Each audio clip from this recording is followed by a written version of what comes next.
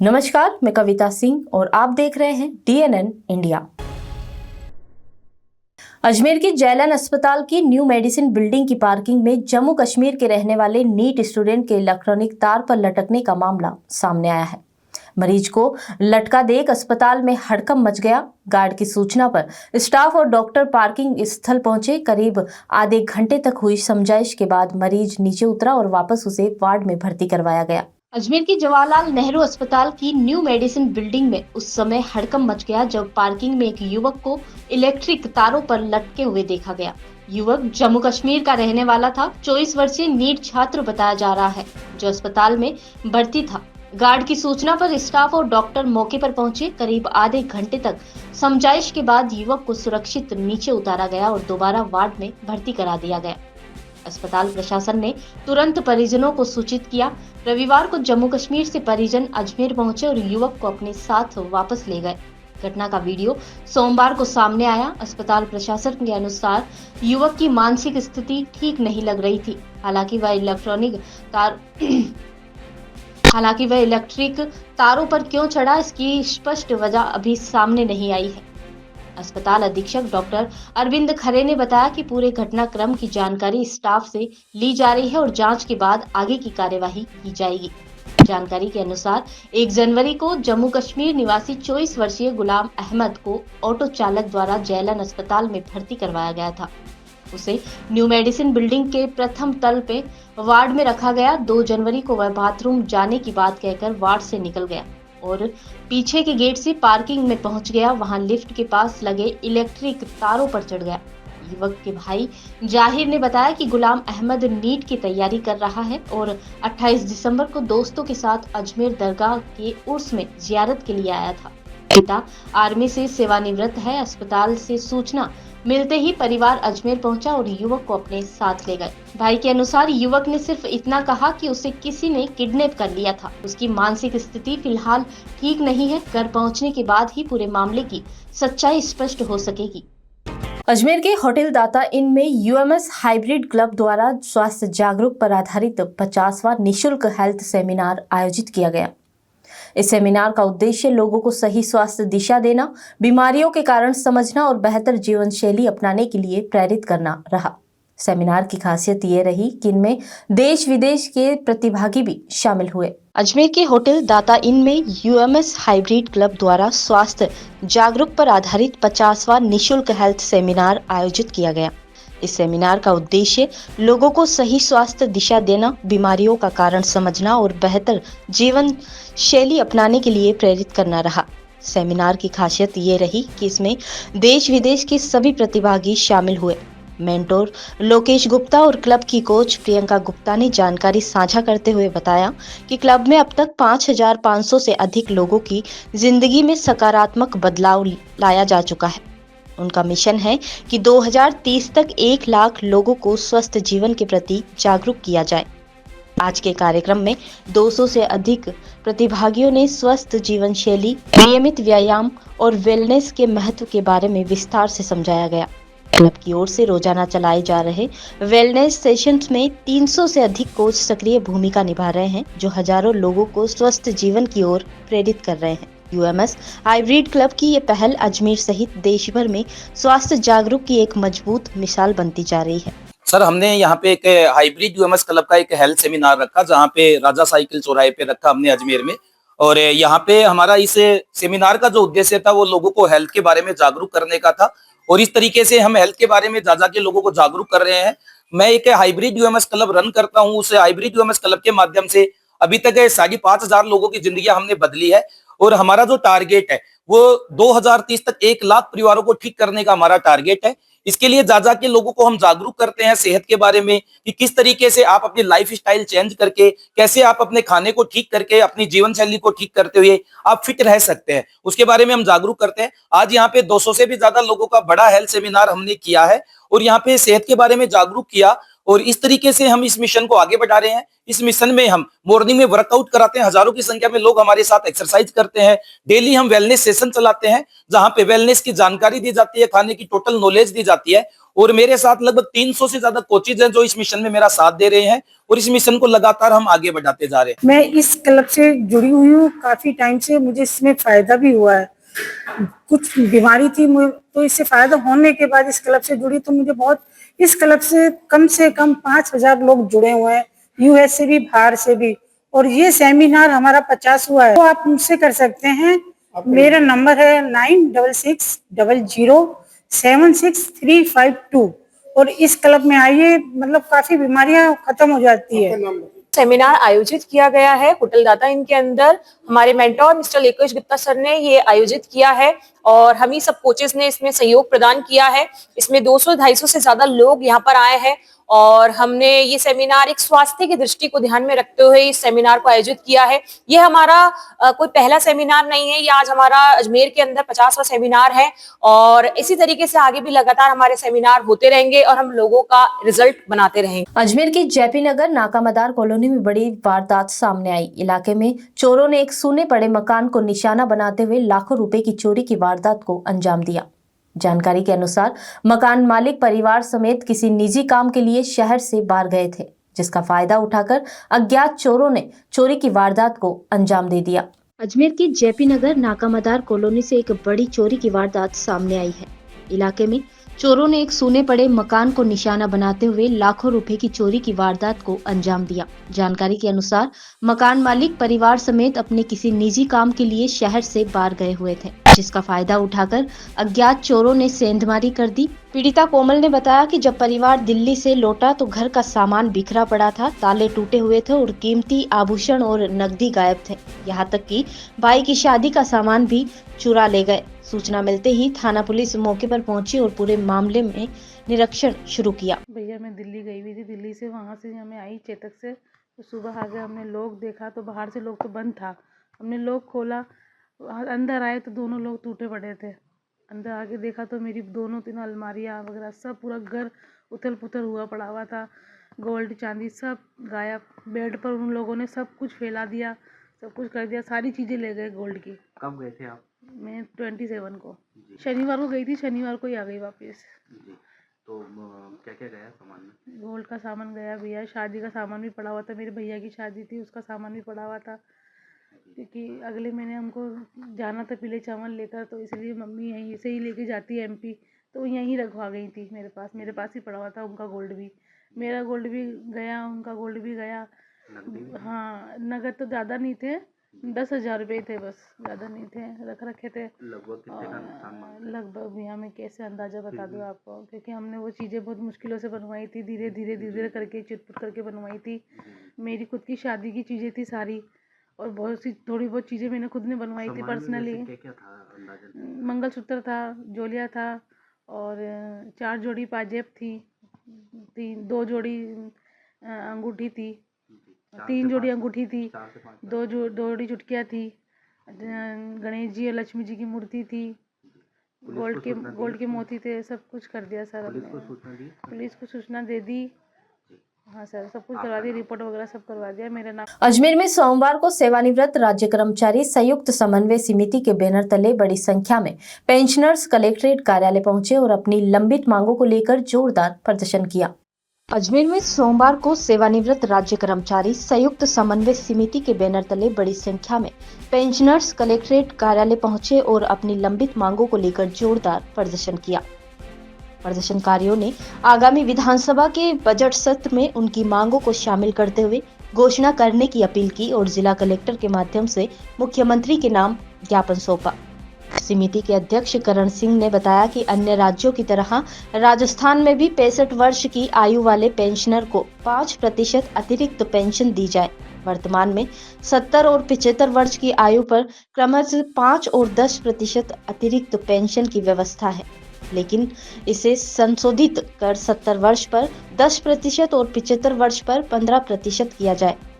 उन्होंने आगे बताते हुए कहा कि आरजीएचएस अनुमोदित निजी अस्पतालों में भी सभी पेंशनर को कॉटेज वार्ड की सुविधा देने, पुरानी व्यवस्थाओं के तहत फूड सप्लीमेंट फिर से शुरू करने और आउटडोर उपचार की सीमा 50,000 से बढ़ाकर 1 लाख रुपए करने की मांग रखी है।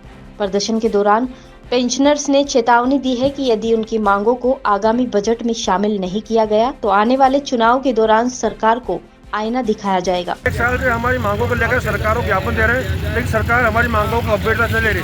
जिन कर्मचारी 60 साल तक सरकार की सेवा की, सरकार उनको अनदेखा करे। हमारी सरकार से आज हमने कलेक्ट्रेट पर प्रदर्शन किया और जिला कलेक्टर की मांग है कि मुख्यमंत्री के नाम ज्ञापन हो। हमारी मुख्य मांग है 5 मार्च 2025 का फैसला है हाईकोर्ट का, उसमें हमें कम्युनिटी कटौती की अवधि को 10 साल और 4 महीने पूरी करनी है। आउटडोर उपचार के लिए जो राशि हमें 50,000 दिया थी उसे 1 लाख रुपये किया जाए। इसके अलावा निजी चिकित्सालय जो मान्यता प्राप्त राज्य पूर्व चिकित्सालय उसमें हमें कॉटेज वार्ड की सुविधा दी जाए। इसके अलावा आरजीएस नियमों में सरलीकरण करते हुए सभी को सुविधा दी जाए, यही हमारी मांग है। इस मुद्दे को लेकर आज प्रदर्शन ज्ञापन दे रहे हैं। मांगे पूरी नहीं हुई तो आगे क्या चरण रहेगा? मांगे पूरी नहीं हुई तो आगे क्या? अगर मांगे पूरी नहीं होती तो निश्चित आने वाले चुनाव, निकाय चुनाव, पंचायत चुनाव, उस चुनाव में सरकार को सदस्य होंगे। जिस तरह अंतर चुनाव में वहाँ जनता ने सरकार को आईना दिखाया, हम भी इन निकाय चुनाव के अंदर अगर मांगे पूरी नहीं तो सरकार। यहाँ रुकते हैं एक छोटे से ब्रेक के लिए। कैंसर बीमारी ही ऐसी है, चिंता तो होगी ना। लेकिन अब अपनी चिंता को बदलो विश्वास में, क्योंकि आदिनाथ कैंसर मेडिसिटी में है रेडियोथेरेपी, कीमोथेरेपी और कैंसर सर्जरी के उपचार के साथ आधुनिक सुविधाएं भी। विजिट करें आदिनाथ कैंसर मेडिसिटी एट चाची आवास अजमेर।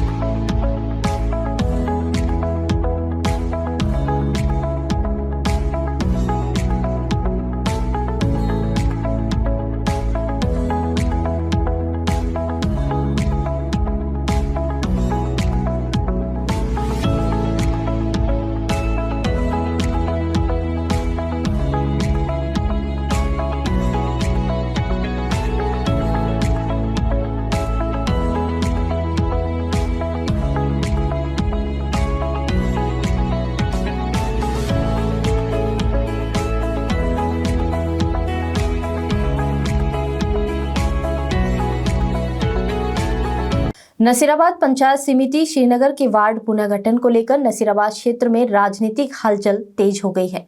कांग्रेस पदाधिकारी और ग्रामीण सोमवार को शहीद स्मारक चौराहे पर एकत्रित हुए और यहां से सरकार के खिलाफ नारेबाजी करते हुए आक्रोश रैली निकालकर उपखंड कार्यालय पहुंचे। रैली में वरिष्ठ कांग्रेसी नेता शिव प्रकाश गुज्जर, पूर्व विधायक महेंद्र सिंह गुज्जर, मोहम्मद हुसैन खान सहित बड़ी संख्या में ग्रामीण मौजूद रहे। नसीराबाद पंचायत समिति श्रीनगर के वार्ड पुनर्गठन को लेकर नसीराबाद क्षेत्र में राजनीतिक हलचल तेज हो गई है। कांग्रेस पदाधिकारी और ग्रामीण सोमवार को शहीद स्मारक चौराहे पर एकत्रित हुए और यहां से सरकार के खिलाफ नारेबाजी करते हुए आक्रोश रैली निकालकर उपखंड कार्यालय पहुंचे। रैली में वरिष्ठ कांग्रेसी नेता शिव प्रकाश गुज्जर, पूर्व विधायक महेंद्र सिंह गुज्जर, मोहम्मद हुसैन खान सहित बड़ी संख्या में ग्रामीण मौजूद रहे। कांग्रेसियों का आरोप है कि 19 वार्डों का गठन जनसंख्या अनुपात और विभागीय गाइडलाइन के विपरीत किया गया है। कई वार्ड में आबादी 4 से 5 हजार है, जबकि कुछ में 11 से 12 हजार से अधिक लोगों को जोड़ दिया गया है। ग्रामीण ने यह भी आरोप लगाया है कि समीपस्थ गांवों को एक ही वार्ड में रखने के नियम का पालन नहीं हुआ। दूर दराज के गांवों को जोड़ने से प्रशासनिक असुविधा बढ़ेगी और मतदाताओं के अधिकार प्रभावित होंगे। ग्रामीणों ने पुनर्गठन को राजनीतिक लाभ के उद्देश्य से किया गया बताते हुए मांग की है कि वार्ड को पुनः संतुलित और समीपता आधारित पुनर्निर्धारण किया जाए और आपत्तियों का शीघ्र समाधान किया जाए। के लोगों के द्वारा किया गया जो अवैधानिक रूप से आज हमने एसडीएम साहब को ज्ञापन दिया। इसमें जो पंचायत राज अधिनियम के थे, हमने जो पंचायत राज विभाग की एडवाइजरी थी उसमें साफ साफ लिखा है कि जनसंख्या के अनुपात जो वार्ड है बराबर अनुपात में उनकी जनसंख्या होनी चाहिए। उसके विपरीत आज कोई वार्ड 3300 का है तो कोई वार्ड 11,000 का है।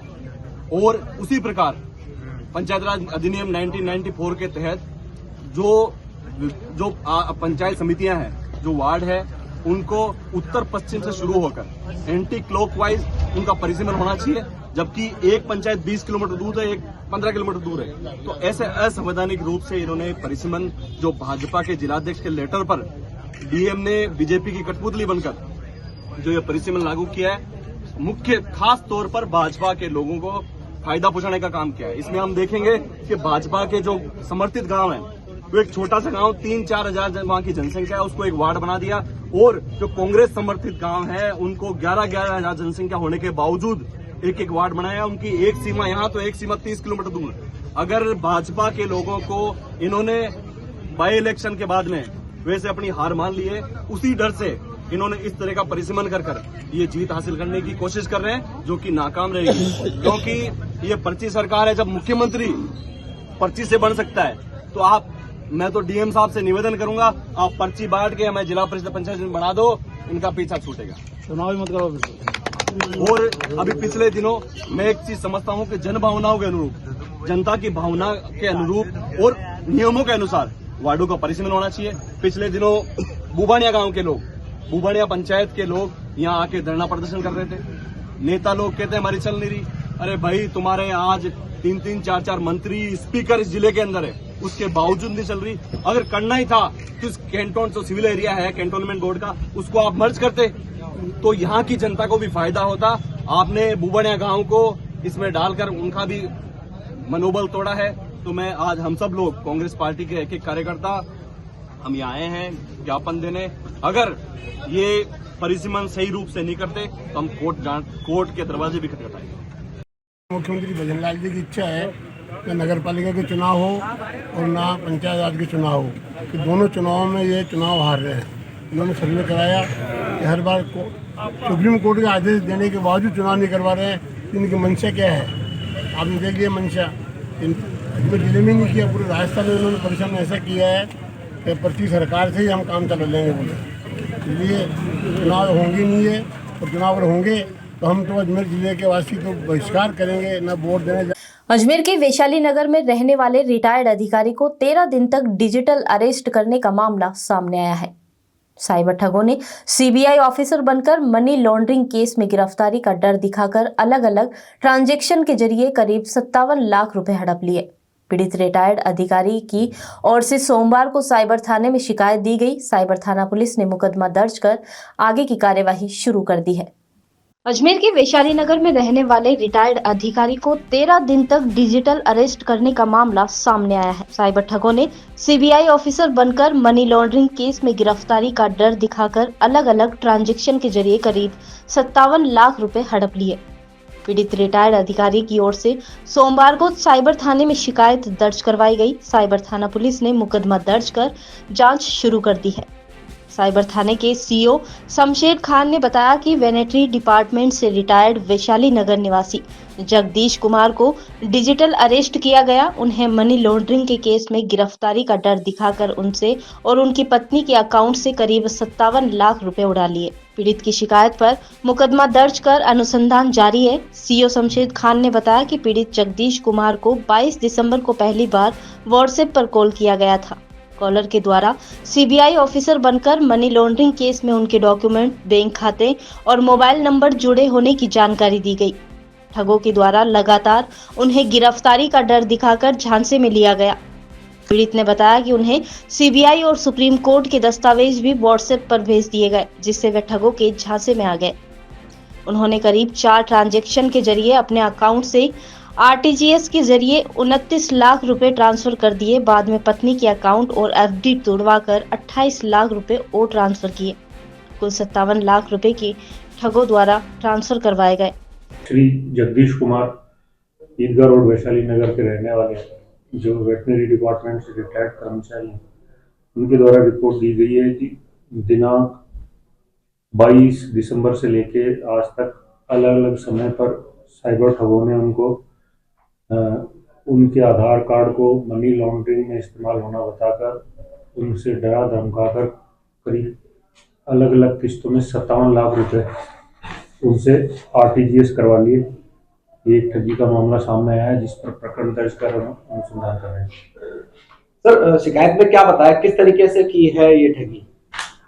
शिकायत में परिवादी ने बताया है कि इनका आधार कार्ड जो है वो सीबीआई ऑफिसर बनके, फर्जी सीबीआई ऑफिसर बनके उनको ये व्हाट्सएप कॉल किया गया कि उनका आधार कार्ड मनी लॉन्ड्रिंग में इस्तेमाल हो रहा है, जिसकी जांच करनी है और जांच में पैसे का वेरिफिकेशन करेंगे। इसलिए उन्होंने अपने खातों में इनको डरा धमका के डलवाया है और इन्होंने अलग अलग समय पर अलग अलग दिनांक पर टोटल 57 लाख रुपए आरटीजीएस ठगों के कहे अनुसार करे हैं।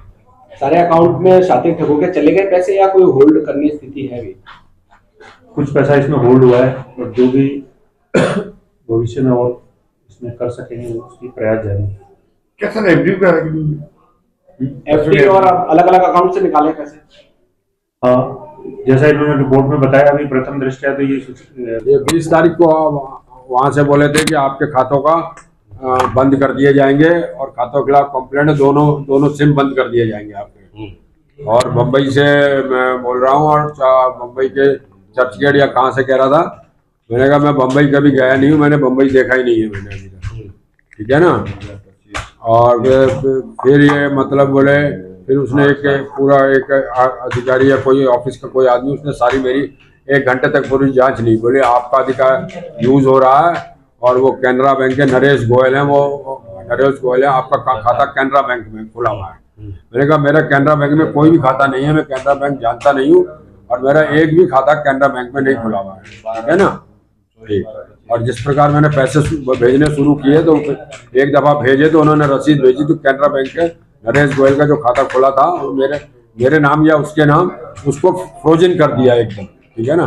फिर लगातार ये मेरे पैसों के बारे में जानकारी लेता रहा, ठीक है ना। मेरे मैक्सिमम जो मेरे खातों में थे पोस्ट ऑफिस और उसमें पोस्ट ऑफिस और बैंक ऑफ इंडिया और स्टेट बैंक से जो भी निकाल के मैंने 4 बार इनकी आरटीजीएस किए और कुल खाते मेरे में से 29 लाख निकले। अजमेर के हंस पैराडाइज में चल रही विश्व हिंदू परिषद चित्तौड़गढ़ प्रांत की 2 दिवसीय महत्वपूर्ण बैठक रविवार को संपन्न की गई। इस बैठक में प्रांत के 27 जिलों और 7 विभागों के अध्यक्ष, उपाध्यक्ष और मंत्री गण मौजूद रहे। आयोजकों ने बताया कि बीते 6 महीनों में किए गए कार्यों की समीक्षा की गई और इस पर गहन चर्चा की गई कि किन क्षेत्रों में संगठन सफल रहा और किन बिंदुओं पर और मजबूती की आवश्यकता है। अजमेर के हंस पैराडाइज में चल रही विश्व हिंदू परिषद चित्तौड़ प्रांत की 2 दिवसीय महत्वपूर्ण बैठक रविवार को संपन्न हुई। इस बैठक में प्रांत के 27 जिलों और 7 विभागों के अध्यक्ष, उपाध्यक्ष और मंत्रीगण मौजूद रहे। आयोजकों ने बताया कि पिछले 6 महीनों में किए गए कार्यों की समीक्षा इस मीटिंग के माध्यम से की गई और इस पर गहन चर्चा की गई कि संगठन किन क्षेत्रों में सफल रहा और किन बिंदुओं पर और मजबूती की आवश्यकता है। बैठक में आगामी वर्ष की रूपरेखा तैयार की गई। खासतौर पर लव जिहाद और धर्मांतरण मामलों पर रोक लगाने के लिए कानूनी निगरानी बढ़ाने और रणनीतिक कदम उठाने पर सहमति बनी। साथ ही जनसंपर्क को मजबूत करने, संगठन विस्तार और आगामी कार्यक्रमों के क्रियान्वयन पर विस्तृत मंथन किया गया। चित्तौड़ प्रांत की इस महत्वपूर्ण बैठक में विभिन्न विभागों के पदाधिकारी व कार्यकर्ता शामिल हुए और संगठन को मजबूत दिशा देने के लिए कई अहम निर्णय लिए गए। गत 6 माह में हुए कार्यों की समीक्षा की गई और गत समय में जो नवजात के मामले हुए, धर्मांतरण के मामले हुए, इन सब पे विशेष गहन चिंतन मनन करके और तय किया कि हम कितने कहाँ सफल हुए हैं। अब इस आगामी 1 वर्ष की कार्य योजना तैयार की गई है, जिसमें विशेषकर लव जिहाद, लैंड जिहाद और धर्मांतरण के जो मामले बढ़ रहे हैं उनको लेकर के विश्व हिंदू परिषद प्रखंड स्तर पर अपना क्या गतिविधि चलाएगी, इस पर आगे निगरानी करेगी और क्या कानूनी तरीके से इनको रोकने का प्रयास करेगी। ये योजना 2 दिन में बनाई है, इसको आगामी 1 वर्ष में क्रियान्वित की जाएगी। कौन कौन आए इसमें? हमारे क्षेत्रीय मंत्री सुरेश जी उपाध्याय, केंद्रीय मंत्री माननीय उमाशंकर जी, सह मंत्री आनंद प्रकाश जी गोयल, हमारे प्रांत के अध्यक्ष माननीय प्रताप सिंह जी नागदा, हमारे प्रांत मंत्री कौशल जी, सह मंत्री सुंदर जी सहित पूरी। खबरों के सफर में अभी सिर्फ इतना ही, फिर हाजिर होंगे खबरों के नए सफर के साथ। तब तक मुझे दीजिए इजाजत। नमस्कार।